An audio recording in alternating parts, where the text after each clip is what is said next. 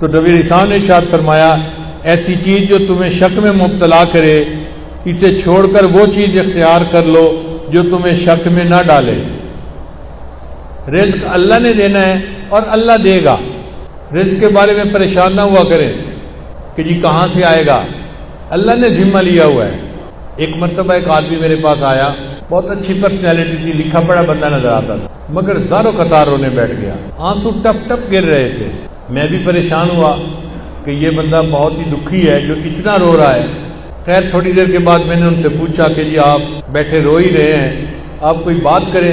اس نے کہا جی میں ایک گورنمنٹ آفیسر تھا اور ان دنوں گولڈن شیک ہینڈ والی ترتیب چلی تھی کہ گورنمنٹ کہتی تھی کہ جو بندہ اپنی ریٹائرمنٹ لے لے گا ہم اسے منافع بھی دے دیں گے اور وہ پھر کوئی اور کام کر کے اپنی زندگی گزارے۔ گورنمنٹ کو فائدہ یہ تھا کہ ورکر کم ہو جائیں گے اور ورکر کو فائدہ یہ تھا کہ ایک ہی وقت میں پیسے مل جائیں گے تو مکان خرید لیں گے، بیٹی کی شادی کر لیں گے، یا فلاں کر لیں گے یا فلاں کر لیں گے۔ وہ کہنے لگا کہ مجھے تقریباً 16 لاکھ روپیہ ملے جو بینیفٹ کے تھے۔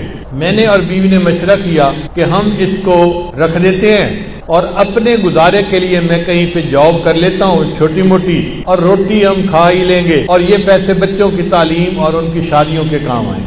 کہنے لگا کہ میرا ایک دوست تھا، میں نے کئی باتوں باتوں میں اس کو بھی بتا بیٹھا کہ مجھے گورنمنٹ سے 16 لاکھ ملے ہیں اور میں نے رکھ دیے ہیں۔ اب وہ بندہ میرے پیچھے پڑ گیا کہ ایک کاروبار ہے اور بڑا نفع ہے اس میں، بڑا فائدہ ہے اس میں، بڑا فائدہ ہے، اور اگر تم پیسہ لگاؤ تو محنت میں کروں گا اور تمہیں گھر بیٹھے بٹھائے پیسے مل جائیں گے۔ کہتا ہے کہ مجھے ڈر تھا کہ نہیں، تو میں اس کو نہ کرتا رہا۔ بالآخر ایک دن میری بیوی نے پوچھا کہ کیا مسئلہ ہے، تم کسی گہری سوچ میں ڈوبے نظر آتے ہو، کیا پریشانی ہے؟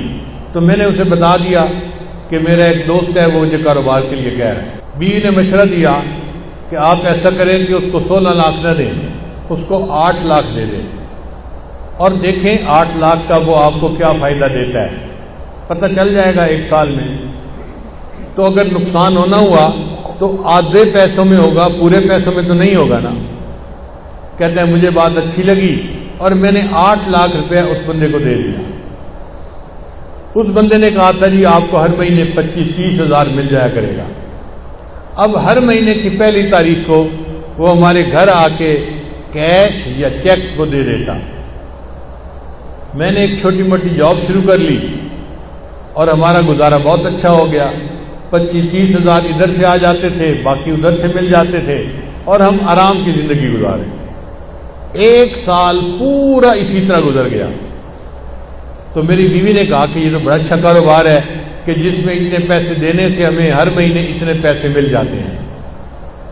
سال گزرا تو میرے دوست نے کہنا شروع کر دیا کاروبار تو بہت اچھا ہے لیکن ہم نے پیسے تھوڑے لگائے ہیں، اگر اور زیادہ لگا دیں تو اور نفع ہو جائے گا۔ میں نے بیوی کو بتایا، اس نے کہا ہم نے 1 سال آزمایا ہے، دیکھا ہے شریف آدمی ہے، اچھا آدمی ہے، وعدہ پورا کرتا ہے، تو آپ اس کو باقی بھی پیسے دے دیں۔ کہتے ہیں میں نے اس کو باقی 8 لاکھ بھی دے دیے۔ اب باقی 8 لاکھ دینے کی دیر تھی، اس نے تو نگاہیں بدل لی، فون پہ بات کرنی چھوڑ دی، میں مصروف ہوں ابھی کال نہیں لے سکتا، میں بعد میں کال کروں گا، میں یہ کروں گا، میں وہ کروں گا، اور جو ہر مہینے پیسے دیتا تھا وہ بھی اس نے ڈیلے کرنا شروع کر دیے۔ پہلی تاریخ کے پیسے 10 تاریخ کو دیے، پھر دوسرے مہینے اس نے 20 تاریخ کو پیسے دیے، اور تیسرے مہینے مہینہ ختم ہو گیا اور پیسے دیے ہی نہیں۔ اب میں نے اسے فون کیا، بھئی آپ ہر مہینے پیسے دیتے تھے تو ہمیں گھر میں خرچے میں تنگی ہو رہی ہے، آپ پیسے نہیں دیے اس مہینے۔ او جی میں نے آپ سے بات کرنی ہے، میں 2 بندوں کو لا کے آپ سے بات کروں گا۔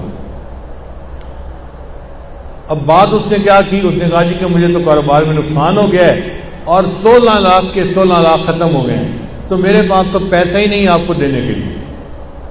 اور جو بندے لے کے آیا تھا وہ بھی اسی کے سائڈ کے تھے، اسی طرح کے، وہ بھی مجھے سمجھانے لگے اور کہنے لگے کاروبار میں لاس بھی ہو جاتا ہے، پروفٹ بھی ہو جاتا ہے، اب آپ نے اگر 1 سال پروفٹ کھایا ہے تو لاس ہو گیا تو لاس کو بھی برداشت کر لو۔ کہنے لگا میں بڑا پریشان کہ میرے 16 لاکھ روپے غبن ہو گئے، ختم ہو گئے۔ کہتے ہیں اس سے میں مقدمہ تو کر نہیں سکتا تھا، نہ میں لڑ سکتا تھا، وہ لڑائی میں مقدمے میں مجھ سے زیادہ تیز تھا۔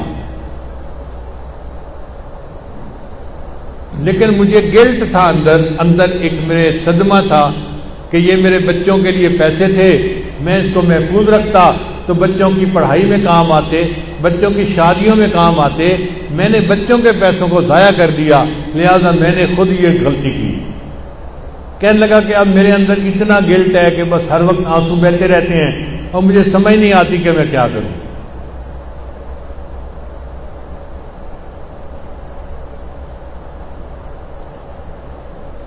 اس کی بات سن کے مجھے بھی بہت دکھ ہوا کہ ایک شریف آدمی اذیت میں مبتلا ہو گیا۔ میں نے اسے تسلی دی، پھر تسلی دے کے میں نے اس سے پوچھا کہ مجھے یہ بتائیں کہ آپ کا رزق کہاں پہ ہے؟ کہنے لگا کیا مطلب؟ میں نے کہا آپ کا رزق زمین میں ہے یا آسمانوں میں ہے؟ کہتے جی آپ بتا دیں۔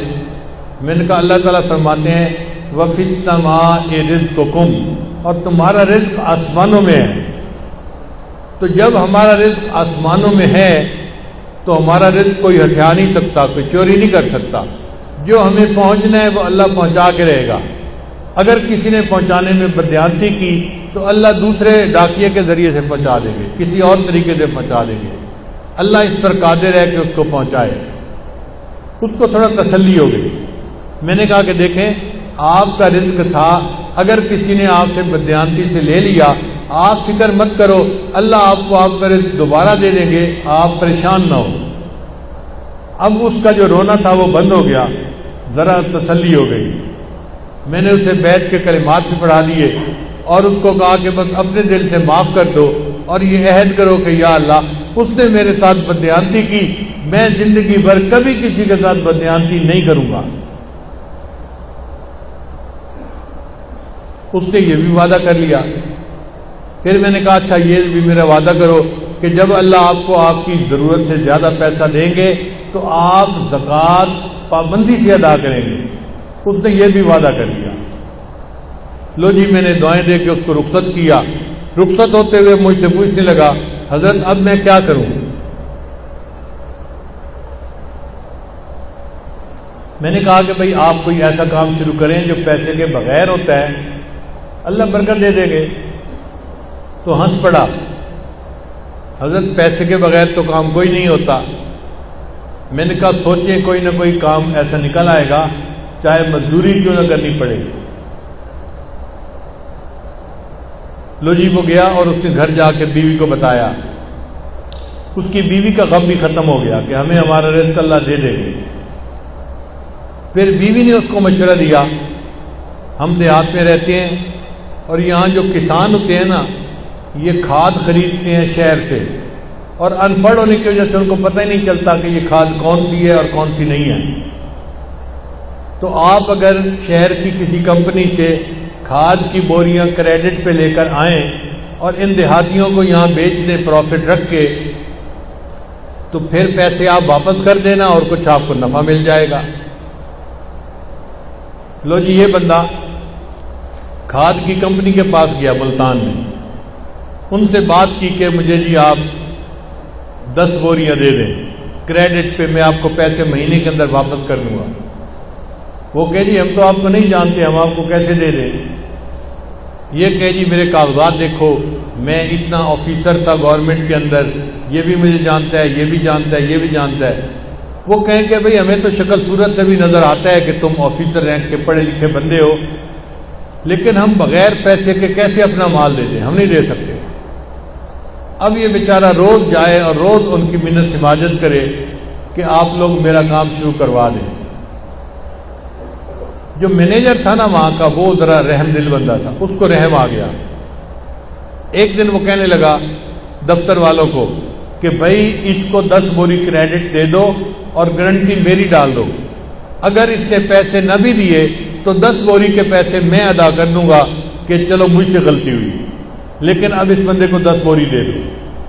اس بندے کو 10 بوری مل گئی، یہ لے آیا، اس نے آ کے کسانوں کو بیچی، ہر بوری پہ 50-50 روپیہ اس نے نفع رکھ لیا، تو 10 بوری کا اس کو اچھا بھلا فائدہ ہو گیا۔ چنانچہ پھر یہ 10 کی جگہ 20 بوری لینے لگ گیا، پھر 30 بوری لینے لگ گیا، پھر 50 بوری، کرتے کرتے ایک وقت آیا کہ کمپنی والوں نے کہا جی ہم آپ کو پورا ٹرک کریڈٹ پہ دے دیتے ہیں۔ اب اس نے کریڈٹ پہ ٹرک لیا اور لوگوں کو تقسیم کی کھاد اور ان سے پیسے لے کے واپس دے دیے. پھر ایک ٹرک سے 2 ٹرک اور 3 ٹرک اور ٹرکوں میں کام شروع ہو گیا. اللہ کی شان دیکھیں, کوئی 6-7 سال کا عرصہ گزرا ہوگا. یہ بندہ ایک دن میرے پاس واپس آیا, مجھے کہتے ہیں الحمدللہ حضرت آج میں 16 کروڑ کی پراپرٹی کا مالک ہوں. 16 لاکھ اس کے ضائع ہوئے تھے, اللہ پہ توکل کی, اللہ نے برکت رزق میں ایسی دی کہ 16 کروڑ کی پراپرٹی کا وہ مالک بن گیا. تو ہم کیوں اس معاملے میں شک میں پڑیں یا اپنے ذمے حرام لگائیں؟ دل میں تسلی رکھیں, اللہ نے جو ہمیں دیا ہے وہ اللہ نے ہمیں پہنچا کے رہنا ہے. جب اللہ نے پہنچا کے رہنا ہے تو ہم حرام کی طرف کیوں ہاتھ بڑھائیں؟ اس لیے جو چیز شک میں ڈالے اس کو چھوڑ کے اس طرف آ جاؤ جو چیز شک میں نہیں ڈالتی. اللہ تعالی ہمیں ایسے صاف پاک معاملات کرنے کی توفیق عطا فرمائے.